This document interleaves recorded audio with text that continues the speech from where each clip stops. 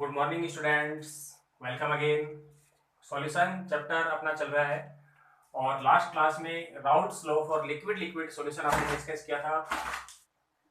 आज की इस क्लास में अपन डिस्कस करेंगे routes law for a solution containing non volatile solute, यानी ऐसा सॉल्यूशन जिसमें नॉन वोलेटाइल सोल्यूट आपने डिसॉल्व कर रखा है।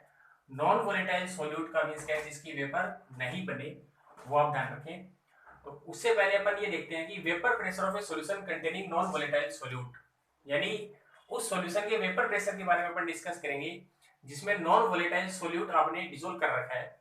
इसमें क्वेश्चन किस तरीके से आ जाता है, what is the effect on vapour pressure when a spoon of sugar is added in pure water, यानी किसी प्योर वाटर में 1 स्पून ऑफ शुगर आप डिसॉल्व कर दें तो वेपर प्रेशर पे क्या इफेक्ट पड़ता है, ये क्वेश्चन पूछा जाता है इससे।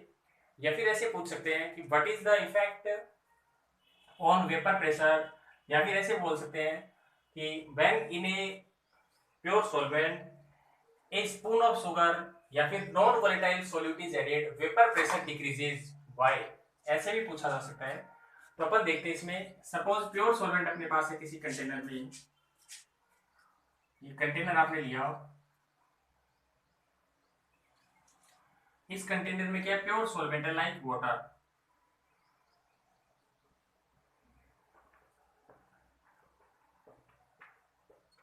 और ये कंटेनर ऊपर से आपने कर रखा है क्लोज, बंद कर रखा है। तो प्योर सॉल्वेंट में सरफेस पे ओनली कौन प्रेजेंट होते हैं, सॉल्वेंट पार्टिकल्स, बिकॉज सॉल्यूट तो इसमें है ही नहीं। तो ये ध्यान रखें, प्योर सॉल्वेंट, और प्योर सॉल्वेंट में सरफेस पे क्या प्रेजेंट है, सॉल्वेंट मॉलिक्यूल्स। अब आपने क्या किया, इस प्योर सॉल्वेंट में नॉन वोलेटाइल सॉल्यूट डिसॉल्व कर दिया, जैसे कि शुगर या फिर साल्ट। तो प्योर सॉल्वेंट में नॉन वोलेटाइल सॉल्यूट डिसॉल्व करने का क्या मीन्स है, ये प्योर सॉल्वेंट था आपके पास, तो प्योर सॉल्वेंट में जैसे ही आपने नॉन वोलेटाइल सॉल्यूट डिसॉल्व किया, सरफेस पे सॉल्वेंट पार्टिकल्स कम हो जाते हैं। जैसे यहाँ तो सरफेस पे पार्टिकल कितने थे, सपोज 6 पार्टिकल्स थे। अब जैसे इसमें अपन नॉन वोलेटाइल सॉल्यूट डिसॉल्व कर देंगे तो सरफेस पे सॉल्वेंट पार्टिकल क्या हो जाएंगे, कम हो जाएंगे। क्यों, because some of the surface area is occupied by non volatile solute particle, कुछ जगह किसने कवर कर ली, नॉन वोलेटाइल सोल्यूट पार्टिकल्स ने कवर कर ली। भाई सरफेस एरिया तो लिमिटेड है, सेम कंटेनर है, सेम अमाउंट अपने पास है, तो प्योर सॉल्वेंट में सरफेस पे सॉल्वेंट पार्टिकल्स क्या होते हैं, मोर सॉल्वेंट मॉलिक्यूल्स, मोर सॉल्वेंट मॉलिक्यूल्स। और इस सॉल्यूशन में सरफेस पे सॉल्वेंट मॉलिक्यूल क्या होंगे, लेस। तो आप बताएंगे कि लेस क्यों हुए, because some of the surface area is occupied by non volatile solute particles, कुछ सरफेस एरिया किसने कवर कर लिया, नॉन वोलेटाइल सॉल्यूट पार्टिकल ने। अब ध्यान रखें, द प्रोसेस ऑफ इवोपरेशन, ये सॉल्यूशन आपके पास था, process of evaporation depends upon number of solvent particle, number of solvent particles on the surface of liquid, यानी लिक्विड की सरफेस पे कितने सॉल्वेंट पार्टिकल्स है उस पे इवोपरेशन का प्रोसेस डिपेंड करता है। बिकॉज सबसे पहले इवोपरेट होगा तो सरफेस वाला पार्टिकल क्या होंगे, इवोपरेट होंगे। तो ध्यान दें, यहाँ सरफेस पे सॉल्वेंट पार्टिकल कम है और यहाँ सरफेस पे solvent particle, sorry pure solvent में सरफेस पे सॉल्वेंट पार्टिकल ज्यादा है, तो हीट करने पे यहाँ पे ज्यादा वेपर बनेगी, मोर वेपर, मोर वेपर फॉर्म हुई। और इस सॉल्यूशन में सरफेस पे सॉल्वेंट पार्टिकल क्या, लेस, तो यहां हीट करने पे वेपर क्या बनेगी, लेस वेपर बनेगी, क्योंकि सोल्यूट की तो वेपर बनती नहीं है। सोल्यूट तो बेचारा कैसा है, नॉन वोलेटाइल, ये तो न्यूट्रल होके बैठ जाए, मैं तो नहीं, मेरी तो वेपर नहीं बन सकती, मैं वेपर नहीं बनाने दूंगा। तो यहाँ वेपर किसकी बनेगी, खाली सॉल्वेंट पार्टिकल की, और यहाँ सरफेस पे सॉल्वेंट पार्टिकल क्या है, कम है, तो यहाँ हीट करने पे वेपर लेस बनेगी, यहाँ हीट करने पे वेपर ज्यादा, और जब वेपर ज्यादा है तो वेपर प्रेशर भी क्या होगा, इसका ज्यादा होगा। तो ध्यान रखें, इस डायग्राम से आप इजीली समझ सकते हैं कि द प्रोसेस ऑफ इवोपरेशन किस तरीके से आपको डिफाइन करना है। आप देखें, the process of evaporation is a surface phenomena, evaporation का प्रोसेस क्या है, एक सरफेस फिनोमिना है, and depends upon number of solvent particle present on the surface of liquid, किस पे डिपेंड करता है इवोपरेशन का प्रोसेस, कि लिक्विड की सरफेस पे सॉल्वेंट के पार्टिकल कितने हैं। यदि लिक्विड की सरफेस पे सॉल्वेंट पार्टिकल ज्यादा है तो वेपर ज्यादा बनेगी, वेपर प्रेशर ज्यादा होगा। सरफेस पे सॉल्वेंट पार्टिकल कम है तो हीट करने पे वेपर कम बनेगी, वेपर प्रेशर भी क्या होगा, कम। तो as we know that in a solution the number of solvent molecules are less। Surface पे सॉल्वेंट पार्टिकल कम है। आप बोलेंगे कम कैसे हुए, सरफेस एरिया तो लिमिटेड है, फिक्स है दोनों का। तो यहाँ कम क्यों है कि कुछ जगह किसने कवर कर ली, नॉन वोलेटाइल सॉल्यूट पार्टिकल्स ने कवर कर ली। तो यहाँ हीट करने पे क्या होगा, वेपर कम बनेगी, क्योंकि सॉल्यूट की तो वेपर बनती नहीं है, वेपर कम बनेगी तो वेपर प्रेशर भी क्या हो जाएगा, कम हो जाएगा। तो इस तरीके से आप डिफाइन कर सकते हैं कि solution containing non volatile solute has less value of vapor pressure as compared to pure solvent। यानी ऐसा सॉल्यूशन जिसमें आपने नॉन वोलेटाइल सॉल्यूट डिसॉल्व कर रखा है, इसका वेपर प्रेशर प्योर सॉल्वेंट के कंपैरिजन हमेशा क्या होता है, लेस होता है। तो ये आप देखें। इसके बाद नेक्स्ट अपना आता है Raoult's law for a solution containing non volatile solute. Raoult's law discuss करते हैं इसे अपन। तो जब ये समझ में आएगा तो इससे रिलेटेड राउल्ट्स लॉ तो बहुत इजीली आपको समझ में आ जाएगा।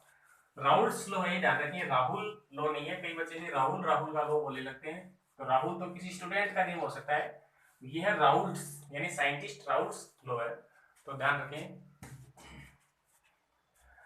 तो देखते हैं अपन मिस्टर राहुल, ध्यान दें। Raoult's law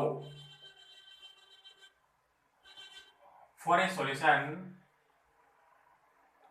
containing non volatile solute, यानी ऐसे सॉल्यूशन के लिए राउल्ट्स लॉ अपन देखते हैं जिसमें नॉन वोलेटाइल सॉल्यूट आपने डिसॉल्व कर रखा है।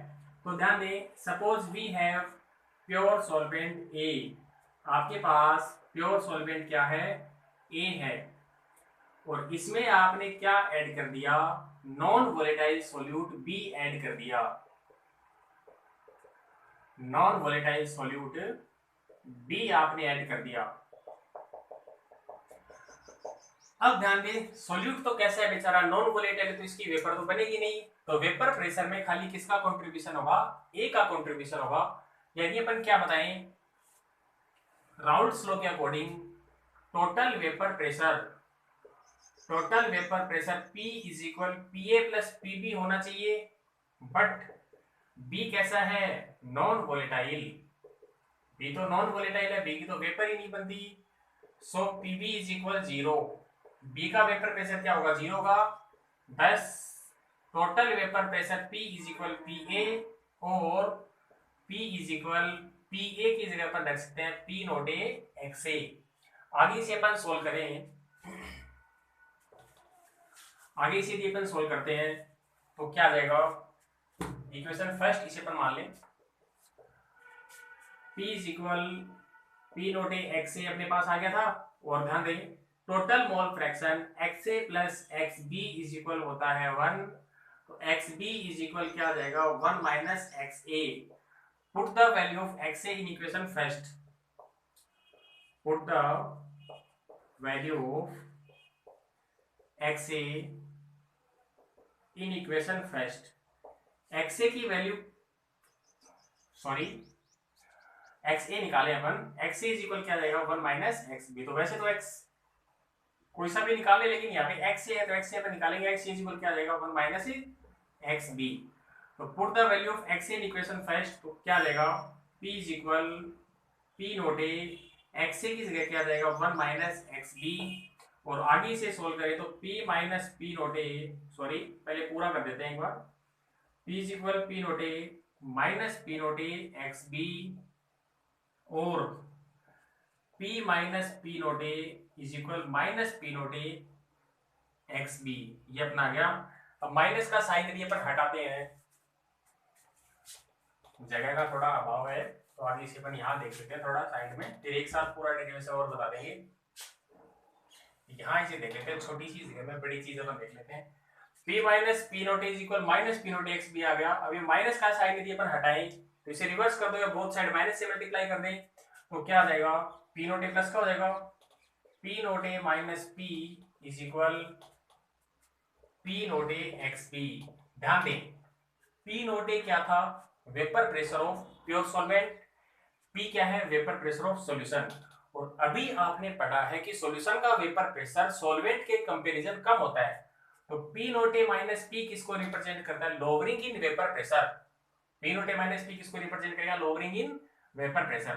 और if this term is divided by P naught A, यानी P naught A minus P is divided by P naught A, then it is equal to mole fraction of solute B. तो इस पूरे term को अपन बोलते हैं relative lowering in vapour pressure, relative lowering in vapour pressure. और ये किसके इक्वल होती है? Mole fraction of solute B. तो ध्यान दें, यदि आपसे ये पूछा जाए कि Raoult's law for a solution containing non volatile solute, तो उसको आपको कैसे डिफाइन करना है कि when in a pure solvent non volatile solute is added, then relative lowering in vapour pressure is equal to mole fraction of solute. तो ये आप अच्छे से ध्यान दें, एग्जाम में होता है क्वेश्चन आपसे ऐसे पूछा जाए कि डिफाइन राउल्ट्स लॉ, तो आप कोई सा भी डिफाइन कर सकते हैं। लेकिन ये अगर बोला जाए कि define Raoult's law for A containing non volatile solute, तो आपको ये बताना पड़ेगा कि when in a pure solvent non-volatile solute is added, then relative lowering in vapor pressure is equal to mole fraction of solute।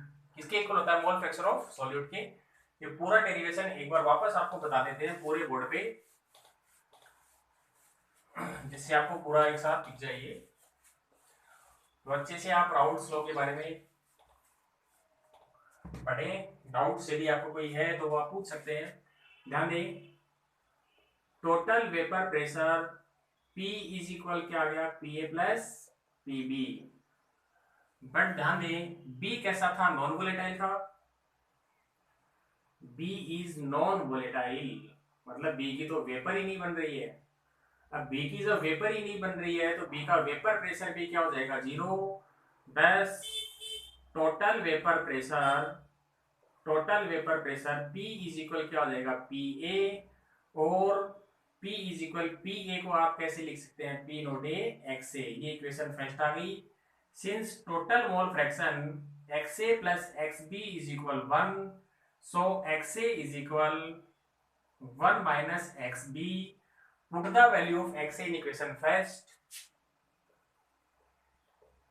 Put the value of XA in equation first. XA की value को यदि अपन equation first में put कर दे, यहाँ put कर दे, तो क्या आ जाएगा? P is equal P note A XA की जगह क्या आ गया? 1 माइनस XB। और P माइनस P नोट ए, पहले पूरा इसे सोल्व कर देते हैं, sorry. P is equal, bracket खोल दें, P note A minus P note A XB। अब ये P नोट ए आप इधर ले आए, तो P minus P note A is equal minus P note A XB।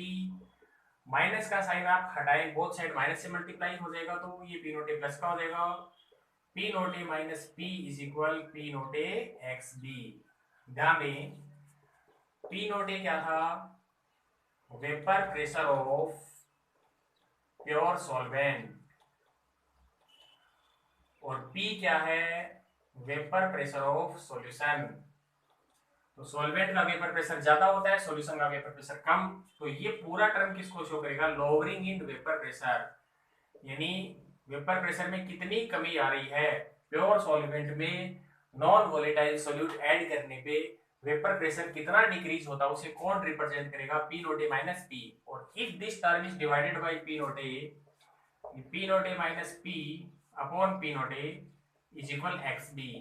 इस पूरे टर्म को अपन बोलते हैं relative lowering in vapour pressure. और ये किसके इक्वल होती है? Mole fraction of solute. तो ये आप ध्यान दें, ये आपने राउल्ट्स लॉ डिस्कस किया।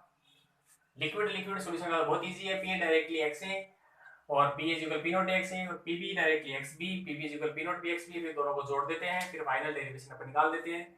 यहाँ Raoult's law for A containing non volatile solute P is equal Pa plus Pb। B non volatile होता है, यानी B की वेपर नहीं बनती, तो Pb क्या हो जाएगा? 0। Total vapour pressure P is equal Pa। और Pa क्या होता है? राउल्ट्स लॉ से आपने पीछे देखा है, P नोट XA, ये आपने पुट कर दिया। Total mole fraction of solution XA plus XB is equal 1, XA is equal 1 minus XB। XA की वैल्यू इक्वेशन फर्स्ट में पुट की, और आगे आप निकाल सकते हैं, इंटेलिजेंट स्टूडेंट है सभी। तो इस तरीके से आपने निकाल दिया।